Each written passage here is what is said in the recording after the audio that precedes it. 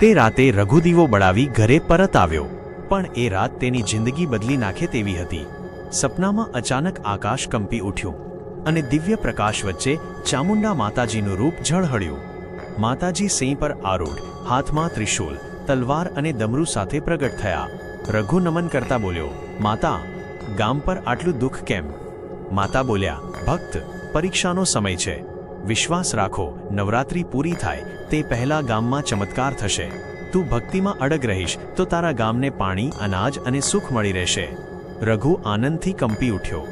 સપનામાં માતાજીનો આશીર્વાદ મેળવ્યા પછી તેના હૃદયમાં નવી આશા જન્મી. બીજા દિવસે તે ગામ લોકોને આ વાત કહી, પણ કેટલાકે વિશ્વાસ કર્યો, કેટલાકે મજાક ઉડાવી. પરંતુ ગામમાં એક પછી એક અજાણી ઘટનાઓ થવા લાગી. વૃક્ષો પર નવી કૂંપળો આવવા માંડ્યા, દૂર આકાશમાં વાદળો ઘેરાવા લાગ્યા. જાણે કોઈ દિવ્ય શક્તિ ધીમે ધીમે કાર્ય કરી રહી હતી.